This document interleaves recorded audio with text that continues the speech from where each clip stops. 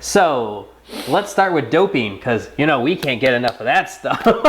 I think we talked about this the last pod. I don't believe the players anymore. I just feel like there's so much money involved. There's so much. They're looking for any type of edge. Right.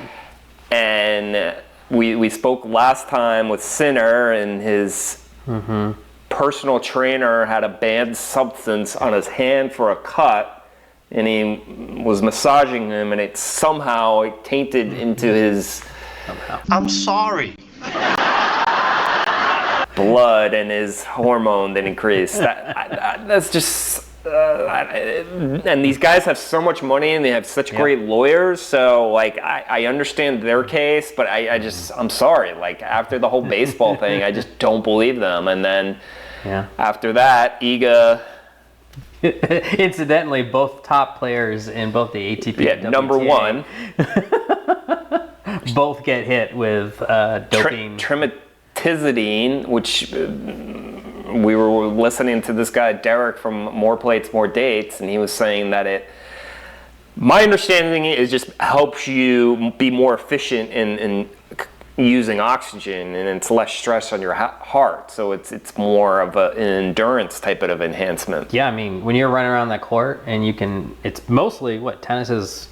Not only it's physical, obviously, but it's out running, outlasting, out enduring that other player, and if you can keep that level up better than anyone, well, shit, you're gonna win. You're gonna be number one. If you ain't first, you're last.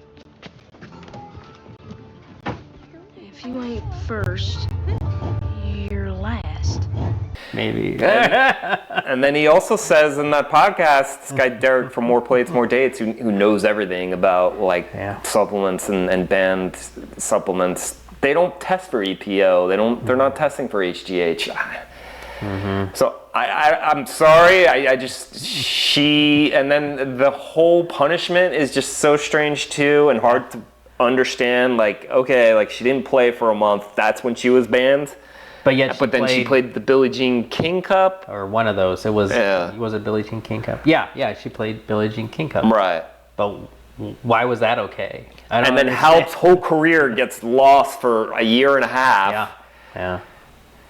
And she's not able to retain any of her rankings, and it just seems like this is nothing for Iga. It's just she'll have to talk about it a little bit when she comes back. And then she'll just keep rolling. And then she'll probably won't talk about it after that. Yeah, it's crazy.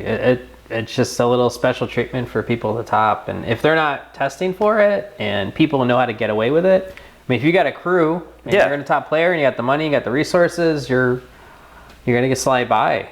And I've heard the excuses or the justifications for why it was okay for Iga because I understand all the stuff is made pretty much in China, and stuff can get contaminated, and I know that happens, but it just always happens to professional athletes. I just no, I'm not buying it, and it just seems really unfair for the players that are doing it the right way, or don't have these lawyers, or I guess they probably have chemists on their team that are doing this. I'm sorry, just skeptical. McGuire, so all that stuff has me tainted. So A-Rod, everything Balco. I just don't believe these guys are not on stuff. Everyone should I don't know, they need to change the whole doping thing. It doesn't seem like there's any consistency unless you're a top player. At least with the punishments, Yeah.